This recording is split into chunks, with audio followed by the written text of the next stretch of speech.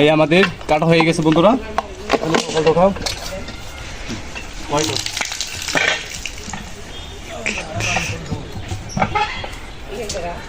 বন্ধুরা এই যে কলের গুঁড়া, এই যে মেন গুঁড়া, এখান থেকে আমরা এখন টেনে নেব। এখানে কি কি ফিটিং করি, এখানে শুধু মোটর আর হলো আপনার মোটর কল দুটোই থাকবে একসাথে।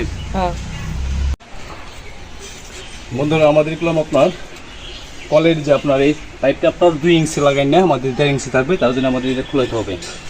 আমাদের 1.5 ইঞ্চি দিয়ে যে পাইপ দিয়ে খাড়া হবে তার জন্য আমাদের এটা খুলাইতে হবে।